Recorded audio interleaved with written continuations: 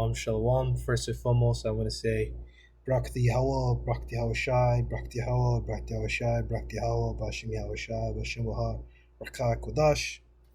And double honors to the elders and apostles of Great Millstone who do rule and teach well. And peace and blessings to the hopeful elect. Young brother here, Shamash Wan, with another video. And Lord, and it'll be edifying. This will be a continuation to Daniel, the 7th chapter.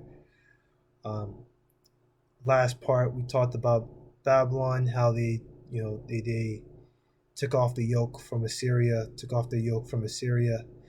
and they took up the mantle as the ruling nation,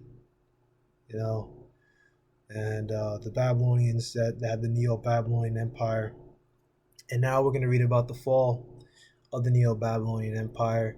Not really going to focus much on it, but we're going to mention certain things and how that's going to lead to the rise of the next beast, that is to take power and rulership, which, as you can see in the intro, is the Persian Median Empire, or the Medo Persian Empire.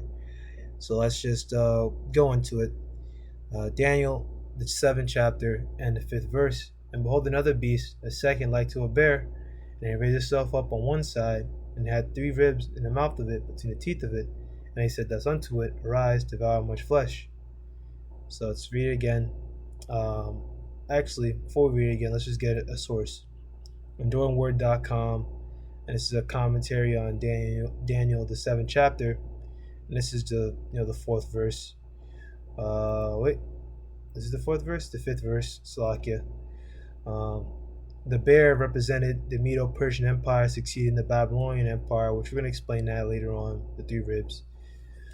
And this partnership between the Medes and the Persians dominated the relationship. And let's just go into the history of just that.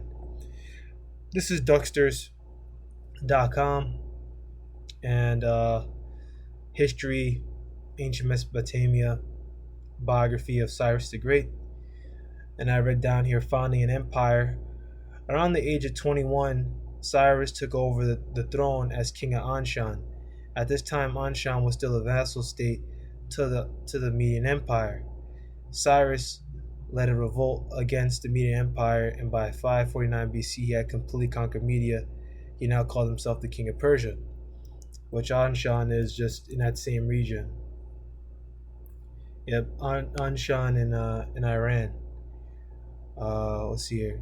Is a ancient Persian city. All right, and how come the Medes had control of Persia? Why are the Medes in Persia? Okay, this is history. History, www.historyworld.net. In history of Iran, Persia, the Medes and the Persians from the 9th century BC. Of the 2 main Indo-European tribes moving south into Iran, is at first the Medes, who played a dominant role. And the Medes are Japhites. You can just read that in Genesis, the 10th chapter. And the Persians are Elamites, which are your modern-day East Indians. And, the Medes are Japhites, and your Japhites are your Hawaiians, your Fijians, etc., etc. So let's read this again, history.world.net. I meant to mention that at first. Probably should have started with that, but, it is what it is. So this is historyworld.net. The Medes and the Persians from the 9th century BC are the 2 main Indo-European tribes moving south into Iran.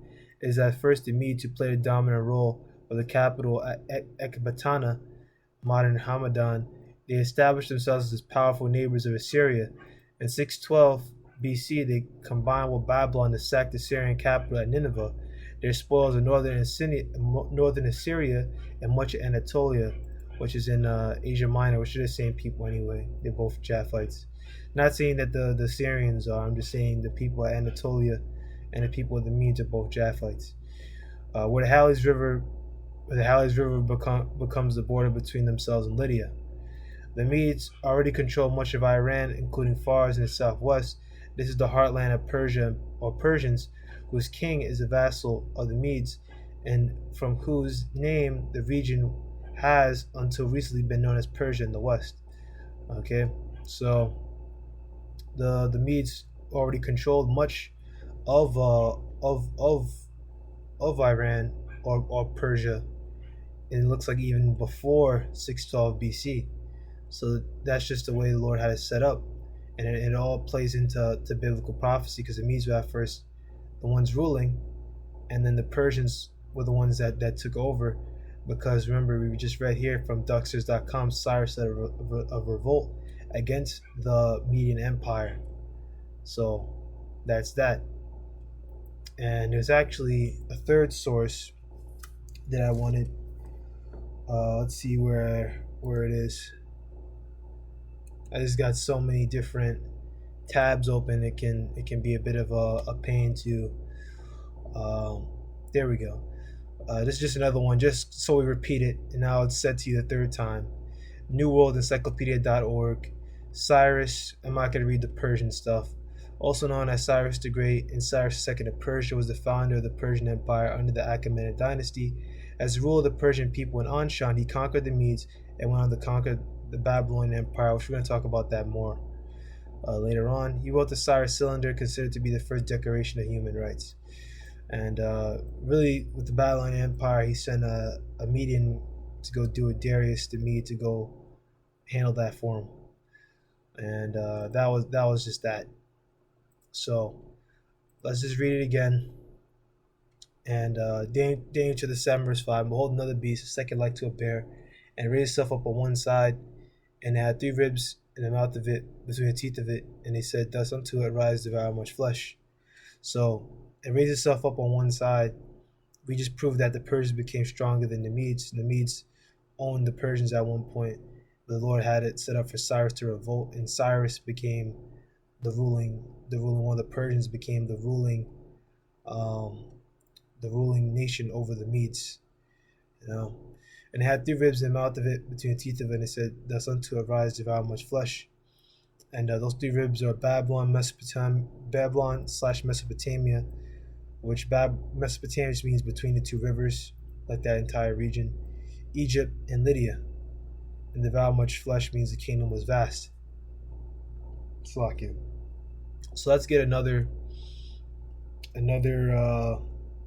source here, and then we may jump back and forth and touch on certain things.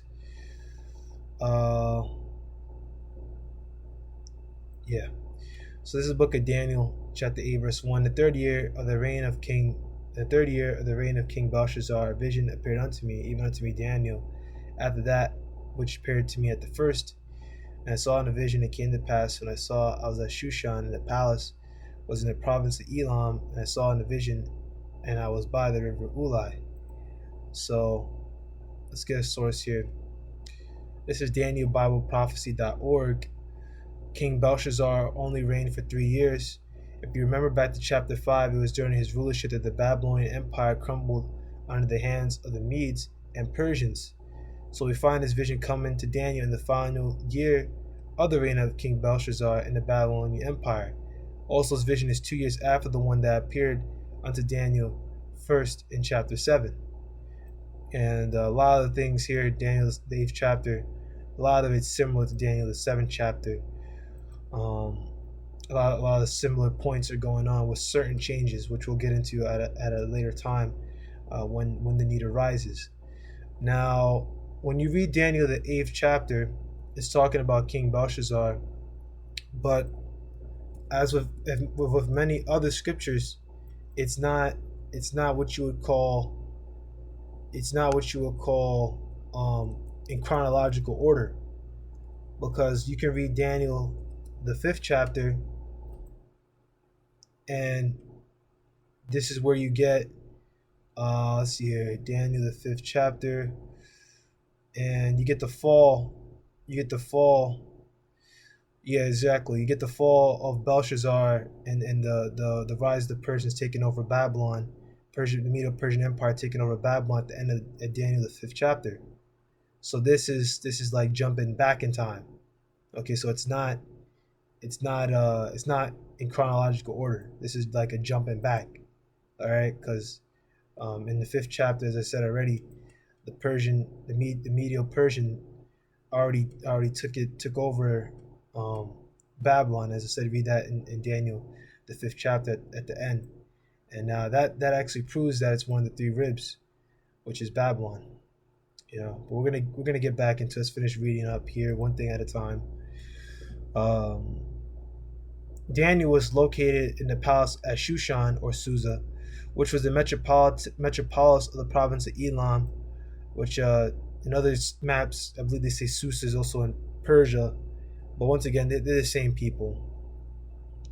Near the river Ulai, the king of Babylon had a palace situated there, which would not make it a strange occurrence for Daniel to be there.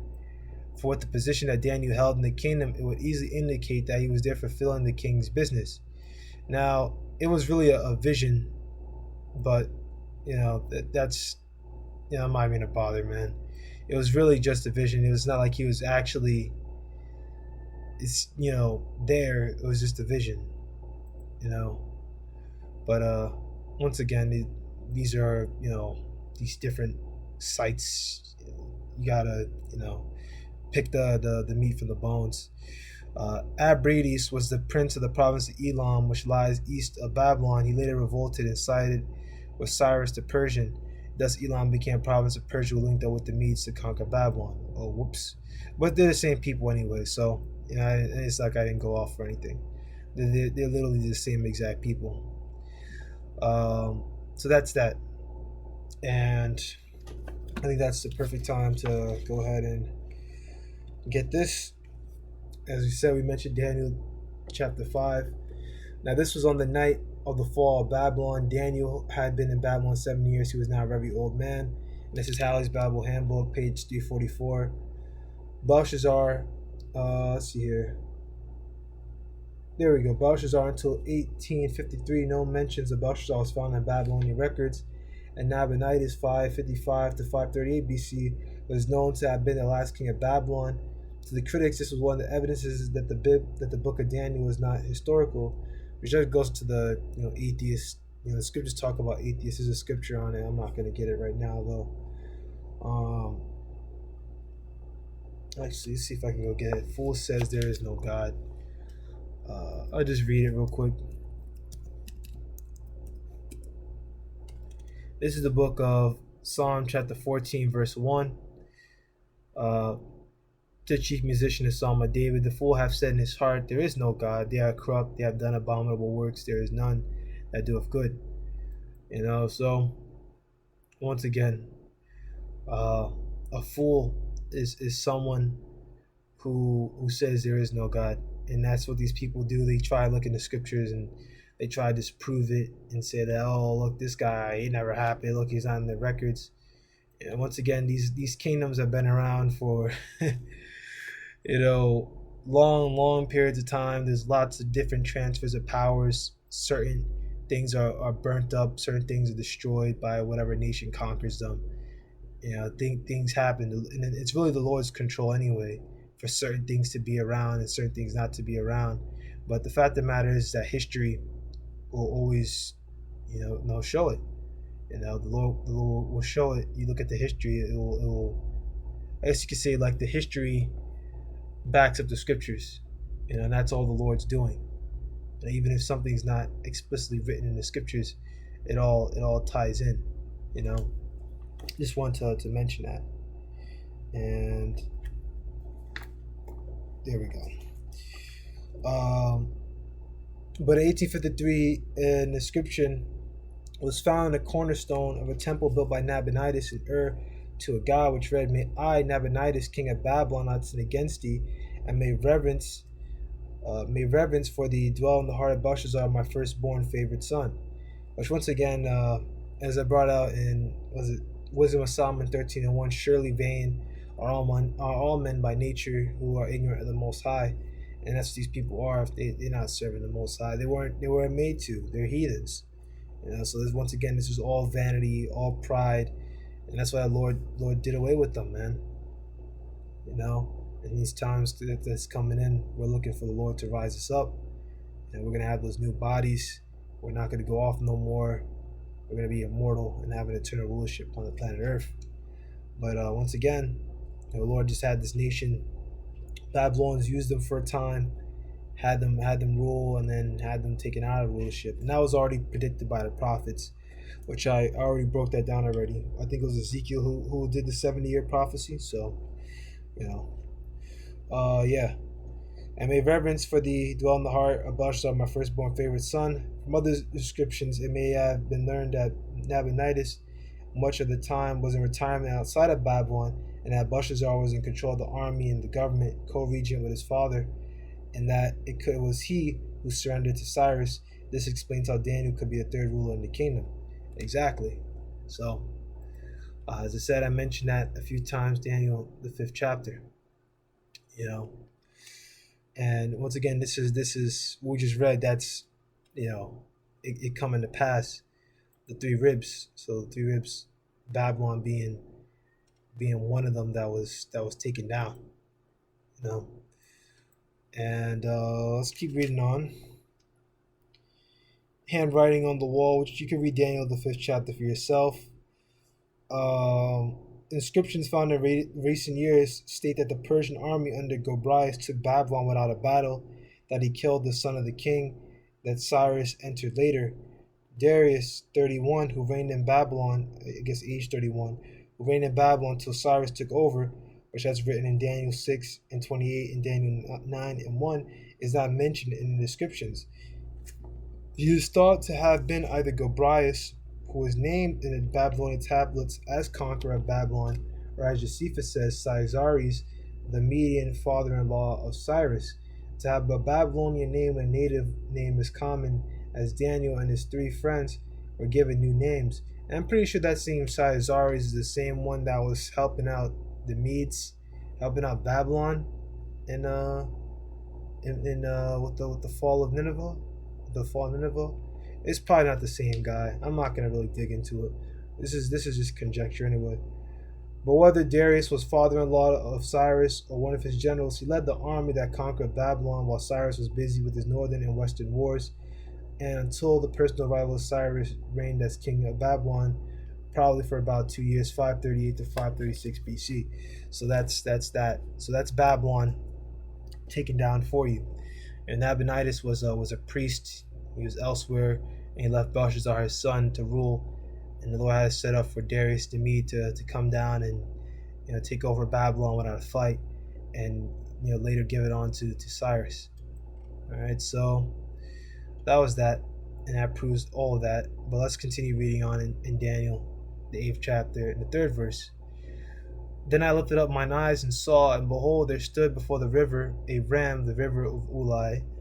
And there stood before the river a ram which had 2 horns. The 2 horns were high, but one was higher than the other, and the higher came up last.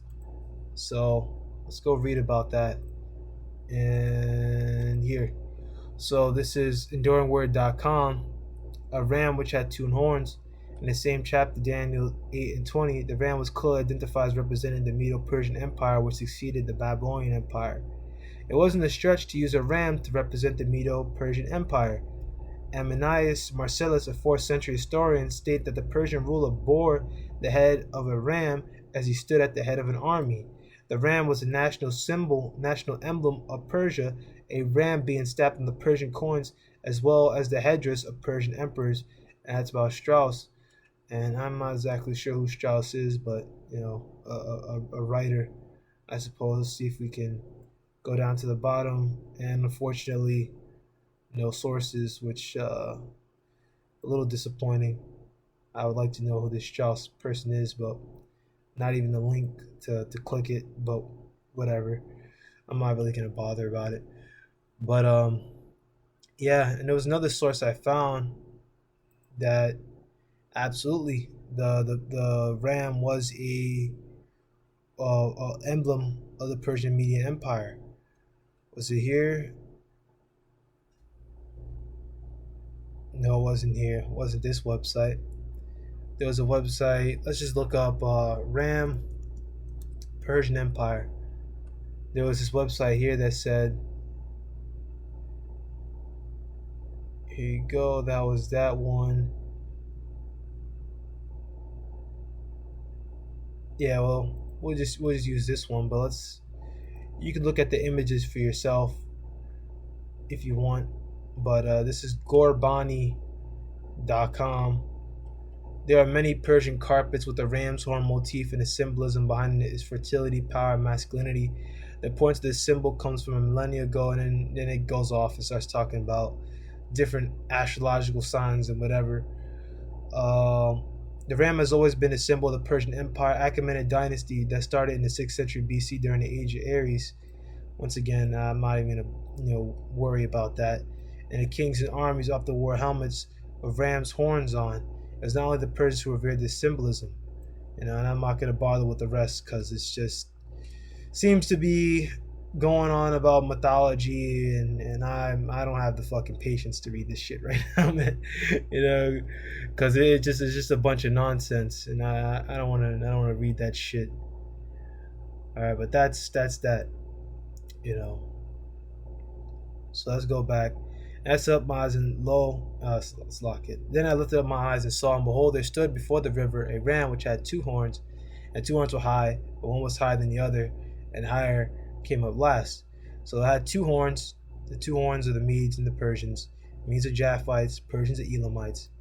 And the 2 horns were high, but one was higher. The Medes were higher at first in the history, and then the Persians were the ones at the bottom, and the higher came up last. Okay, so meaning that the Persians became greater than the Medes, which is an exact mirror of what we just read in Daniel, the 7th chapter, in the 5th verse, how it raised itself up at one side, which represents how the Persians became stronger than the Medes. How the Persians become stronger than the Medes? Well, Cyrus led a revolt against the Median Empire. As we read here, Cyrus led him. Let's read it again. Duxus.com, Cyrus the Great. Around the age of 21, Cyrus took over the throne as king of Anshan. At this time, Anshan was still a vassal state to the Median Empire. Cyrus led a revolt against the Median Empire, and by 549, he had completely conquered Media. He now called himself the king of Persia. So that's that.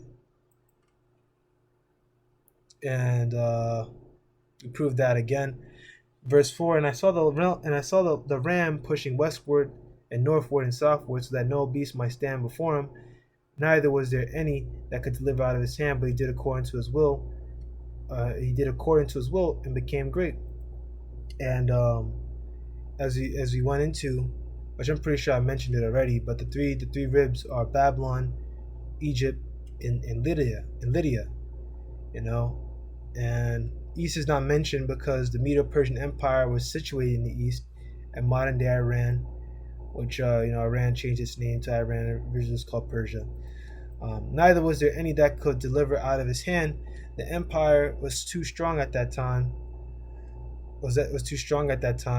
The west, right? Because it said westward, man pushing westward, was Babylon. The north was Lydia, and the south is Egypt. And Lydia is in Asia Minor, and Babylon is in Mesopotamia, and the south is Egypt, and you know where Egypt is. All right, and this is the same exact ones that you read about here with the 3 ribs. So let's go back to EnduringWord.com, Daniel 7. The bear represented the Medo-Persian Empire succeeding the Babylonian Empire. In this partnership between the Medes and the Persians dominated the relationship. Most think the 3 ribs represented their 3 great military conquests: Babylon, Egypt, and Lydia, which in process of time they actually acquired much more than just Babylon, Egypt, and Lydia, because you can go into the book of Esther and there's like 127 provinces that they had, so you can look at that for yourself. The slow crushing armies of the Medo-Persian Empire were well known. They simply overwhelmed their opponents with superior size and strength. The Medes and the Persians are compared to a bear on account of the cruelty and thirst for blood, a bear being a most voracious and cruel animal. So that's another way you can look at it. In the 7th chapter, they're a bear because they're cruel and they thirst after blood. That's why it says there, arise, devour much flesh. It means the kingdom was very vast. They had much strength.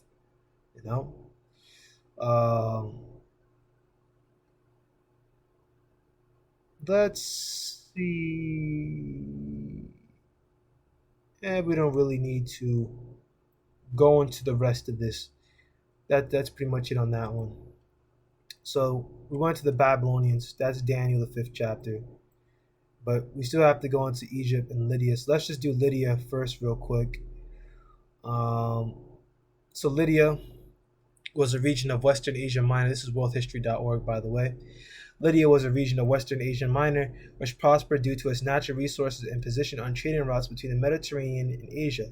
The kingdom of Lydia flourished in the 7th and 6th centuries BCE and expanded to its greatest extent during the reign of Croesus, famed for its great wealth. Lydia then became a Persian satrapy, which is capital at Sardis. And then that's it. I'm going to leave it at the rest. It was later conquered by Alexander, but that's going to come in the next part. I'm not going to talk about that right now. I may or may not mention it in the next part.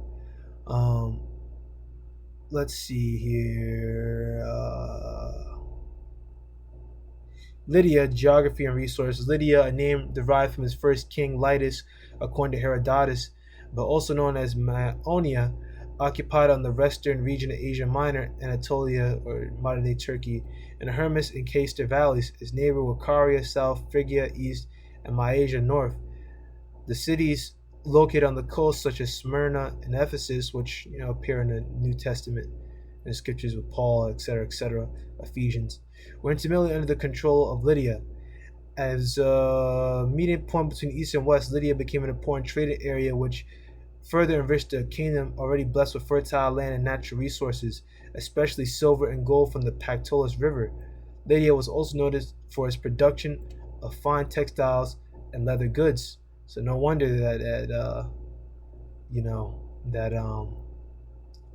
the Persians wanted. Let's skip down a little bit. The Greeks told the legendary wealth of Croesus, which let's actually just read from the top. Of Croesus, Lydia thrived even more under the last Mermnad king, which is a dynasty of them, and he's a Japhite, who conquered the Greek cities on the coast and expanded the empire to control all of the Anatolian plateau up to the river Halys, and thus border the Persian Empire. Croesus maintained friendly diplomatic relations with the Greeks, and he even gave financial aid to the rebuilding of the Temple of Artemis at Ephesus, and made dedications at Delphi, where he famously misinterpreted the oracle's proclamation that an empire would fall. Alas, it would be Lydia, and not, as Croesus thought, Persia. So, once again, the Lord had that set up. Damn oracles, man. They're really communicating with demons. But once again, demons are controlled by the Lord. The Greeks told the legendary wealth of Croesus, probably based on the fact that Lydia was one of the first states to mint coinage. Perhaps in the reign of Croesus' father Alyattes, they were the first nation to, one of the first states to mint coinage. And you have here Lydian gold stated, which you can look it up. One of the first states to go ahead and do that. Let's continue reading. These roughly made coins were small lumps of electrium, an alloy of gold and silver, or pure silver and gold, which were stamped with the design of a lion and an ox. Croesus' expansion of Lydia came to abrupt end when the Persian king Cyrus II defeated him in 546 BCE. The Persian king Cyrus II defeated him in 546 BCE in the battle at Halys. Croesus was thrown on a funeral pyre, with legend claiming the king was saved by Apollo. Bullshit, once again, vain. And taken to a mythical land of the Hyperboreans, while Sardis was taken, and Lydia became thereafter a Persian satrapy. Okay, and that's pretty much it for that one. So that's Lydia. We talked about Babylon. Now that's Lydia. Now just to get to Persia real quick, or Greece real quick, and it happened. Slakia. That happened. What am I talking about? This is BibleHub.com, Daniel 7 verse 5, Cambridge Bible for schools and colleges, and the 3 ribs. And it had 3 ribs. As a prey which it had seized, those who regard the bear symbolizing the Medo Persian Empire generally suppose the 3 ribs to denote Lydia, Babylon, and Egypt, 3 prominent countries conquered, the first 2 by Cyrus and the 3rd by Cambyses. But it is quite possible that the ribs in the creature's mouth are meant simply as an indication of his veracity. No, it's not. It represents the countries absorbed. But once again, it's a damn devil, and he always want to switch things up, and they don't got the spirit. They don't got the spirit, man. it's just evident. These Bible scholars are able to see these things, that they're evident, and that this has to be, what it is, but they don't have the Spirit. But let's go ahead and check it out, and it will close off. So this is Halley's Bible Handbook, page 230. As the policy of Assyrian and Babylonian kings had been to deport conquered peoples, that is, take them away out of their own lands and scatter them in other lands. So the policy of Persian kings exactly the opposite, was to repatriate those people, that is, to send them back to their own lands. Persian kings are more humane than Assyrian and Babylonian kings. One of the first acts of the first Persian king, Cyrus, who was a singularly noble and just monarch, which that's what he says, in his first year was to authorize the return of the Jews to their own land. Which, yeah, you could say he was noble and just, because he did that for us. He had our people go back to our own land. They say Jews because Judah, southern kingdom, the northern kingdom was already dragged out, even though he did have some northern kingdom still there, in the land, certain sprinklings that was still in Israel, but the northern kingdom came over to America, and they spread across Canada, across North America and South America, Caribbean, etc., etc. And see here, we don't really gotta read the rest one. As the world empire lasted 200 years, its kings were Cyrus, 538 to 529 BC, conquered Babylon, made Persia a world empire, permitted the Jews to return to their homeland, the southern kingdom. And for the fulfillment of Isaiah's prophecy, which we know about, let's just go ahead and check it out. And we'll get ready to close out, because I'm pretty sure I brought out a lot of info. Yep, there we go. Isaiah 45. We know about that one. Also 44. I had no idea that also Isaiah 44 is talking about that. Yeah, I gotta get more into these prophetic scriptures. More into these Isaiahs and things like that. But once again, everything will come in its own time. Cambyses, 529 to 522 BC, which is the one that conquered Egypt. He is thought to have been Artaxerxes, mentioned in Ezra chapter 4, verse 7, 11, and 23, who stopped work on the temple. Darius the first Hyastopes authorized completion of the temple. It's talking about the second temple. Ezra, the 6th chapter. I'm not going to read the rest. Xerxes, Ahasuerus, famous for wars with Greece. Esther was his wife. As we get the book Esther from. Artaxerxes Longimanus, very favorable to the Jews, authorized Nehemiah, his cupbearer, to rebuild Jerusalem.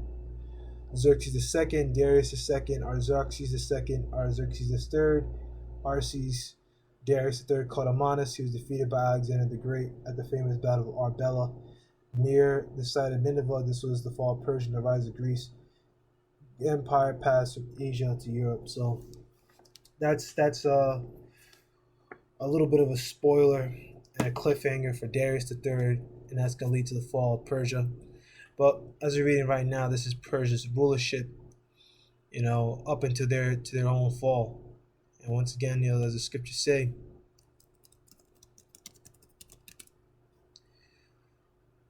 let's see here. This is the book of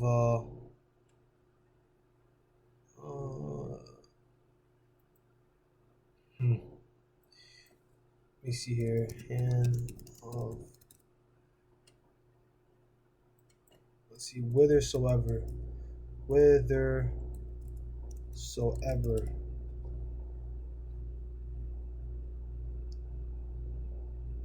Let's see if I can find it this way. This is the book of Proverbs, chapter 21, verse 1. The king's heart is in the hand of the Lord. As the rivers of water, he turneth it whithersoever he will. And this is another scripture proving that free will is an illusion. And the king's heart or his lob or his mind is in the hand of the Lord. The Lord controls the mind of these kings. And the Lord has it set up for these rulerships to come up and these rulerships to come down. And it's the same way he has it here in America. America's going to rule. It's been ruling. And now we're moving to the time where America's going to go down. And Yahushua's rulership is going to come upon the planet Earth. Because that's prophecy. And we know that the Lord's word doesn't come back to him void. It's going to happen. Like when you're in a mountain, and I got this example or this analogy from the brother out there in Holland, the elder brother. I think his name is Quadazop, but he made a very good analogy. He said, like when you're in the mountains and you scream in the mountains, it's like oh, like you have the echo and then the volume gradually goes down. But when the Lord's voice goes out, it basically stays meaning it doesn't echo, it doesn't go down or disappear. It just goes down and stays active because it happens, man. And that's just another way you can think about it.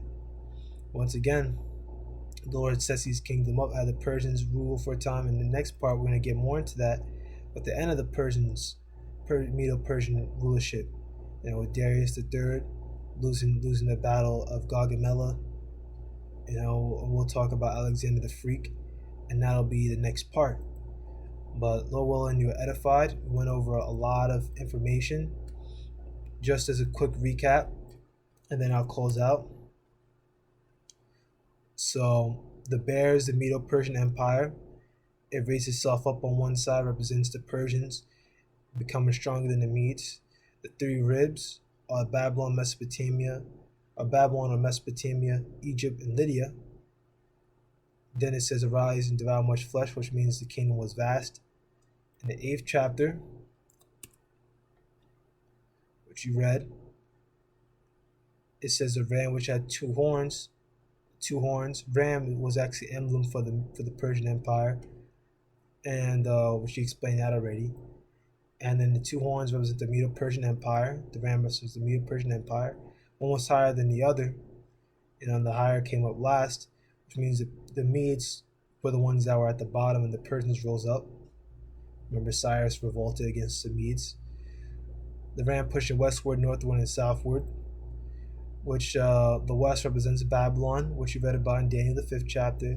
The north was Lydia, which remember Cyrus took that from Croesus, and I think that was whatever battle that was. We already talked about it. I think it was the battle of I think I must have closed it already. Damn it. Oh no, I didn't. There we go. The battle of Halles. I thought it was something like that. Helias or Halles. I don't know how to say it. And the south was Egypt, which that wasn't actually taken by Cyrus. That was taken by his son, Cambyses, and I'm pretty sure it's Cambyses the second. Here we go. Cambyses the second, who took Egypt.